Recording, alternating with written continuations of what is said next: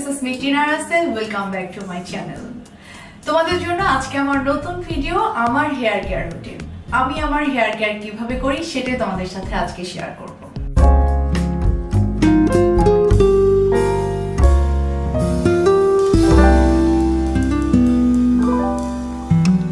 আমি আমার hair care যেভাবে করি প্রত্যেকদিন ট্রাই করি, সময় না পেলেও অ্যাটলিস্ট 2 দিন পর পর আমি আমার মাথায় অয়েল মাসাজ করি এবং অয়েলটাকে হালকা গরম করে নিয়ে, এবং অয়েল অনেক বেশি চুলের জন্য কাজে দেয় ব্যাপারটা তা নয়। ছোটবেলা থেকে একটা ভুল ধারণা ছিল যে হেয়ারের জন্য অয়েল অনেক বেশি কাজে দেয়, বাট আমার যতটুকু জানা যে হেয়ারের জন্য হ্যাঁ অয়েল দরকার আছে, বাট সেটা লং টাইম রাখার কোনো প্রয়োজন নেই। আমি শাওয়ারের আগে 10 to 20 মিনিটসের জন্য জাস্ট মাসাজ করে তারপরে শ্যাম্পু করে ফেলি।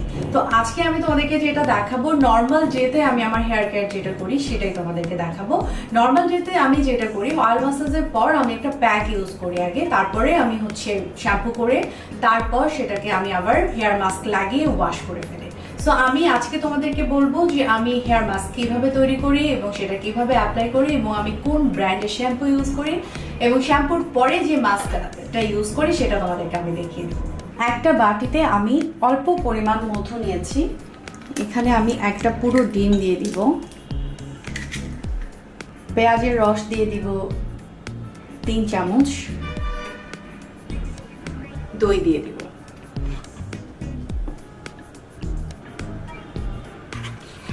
এটাকে ভালো করে মিক্সড করতে হবে। আজকে হেয়ার মাস্কটা আমার খুব পাতলা হয়ে গেছে, নর্মালি এতটা পাতলা আমি করি না, কারণ দইটাকে যদি আমি ছেঁকে ইউজ করতাম, দইয়ের ক্রিমটা ইউজ করতাম, তাহলে মাস্কটা বেটার হতো।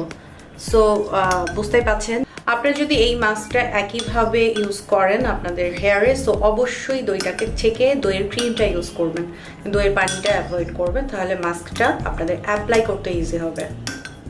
হেয়ার মাস্ক ডান, এবার আমি এটাকে অ্যাপ্লাই করব। আমি হট অয়েলটা মাসাজ করে নিলাম ভালো করে,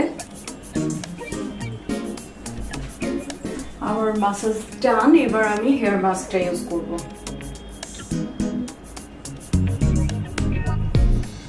খুবই সাবধানে এটা দিতে হবে, কারণ এটা অনেক বেশি লিকুইড হয়ে গেছে। সো ট্রাই করতে হবে এটা ওয়াশরুমেই কমপ্লিট করতে, না হলে ঘর একদম নোংরা হয়ে যাবে।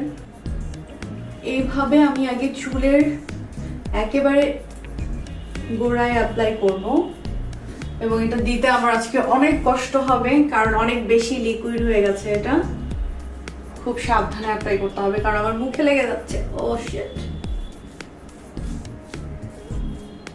এভাবে করে আমি আগে সামনের অংশে দিয়ে নিব।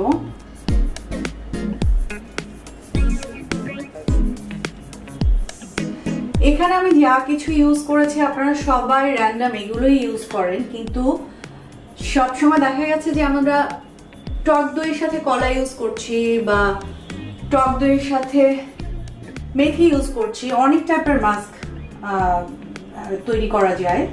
বাট আমি স্পেশালি এই মাস্কটার কথা সাজেস্ট করবো এই জন্য, কারণ আপনারা একবার ট্রাই করে দেখবেন যে আপনার হেয়ার অনেক বেশি হেলদি হয়ে গেছে। এবং সেই সাথে আরেকটি মাস্কের কথা আমি বলবো, ঠিক এটা মাস্ক না, কাঁচা মেহেদি। কাঁচা মেহেদিটাকে আপনারা বেটে অয়েল মাসাজের পর সরাসরি কাঁচা মেহেদিটা অ্যাপ্লাই করবেন।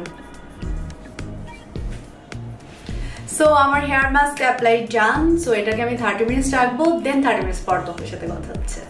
আফটার 30 মিনিটস আমি এখন শ্যাম্পু অ্যাপ্লাই করব, দেন আমি এই মাস্কটা অ্যাপ্লাই করব, এবং মাস্কটা আমি জাস্ট 5 to 10 মিনিটসের জন্য রেখে দেন ওয়াশ করে ফেলবো। সো আমার হেয়ার মাস্ক ওয়াশ ডান। এখন আমি চুলটাকে হালকা করে শুকানোর পর আমি হেয়ার সিরাম অ্যাপ্লাই করবো এবং তোমাদেরকে আমি সেটা দেখিয়ে দিব। তোমাদের জন্য আমার একটা টিপস হচ্ছে যে যখন তোমাদের হাতে সময় থাকবে তোমরা ট্রাই করবে হেয়ারটাকে ন্যাচারাল এয়ারে শুকাতে, কারণ আমরা যখন হেয়ার ড্রায়ার ইউজ করি তখন আমাদের যেটা করে চুলটাকে অনেক বেশি গরম বাতাসে চুলের গোড়াটাকে অনেক বেশি নরম করে ফেলে এবং চুলটাকে ড্যামেজ করে। সো সময় হাতে থাকলে ট্রাই করবে নর্মালি হেয়ারটাকে শুকাতে।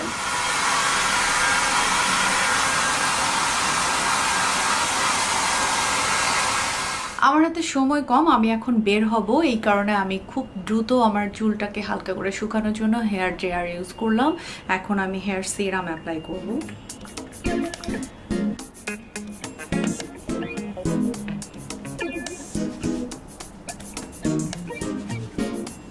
আমার নর্মালি হেয়ার ভীষণ রাফ, সো আমার একটু বেশি টেক কেয়ার করতে হয় আমার হেয়ারের। আমার হেয়ার কেয়ার ডান, আমি এইভাবেই আমার হেয়ার কেয়ার করে থাকি।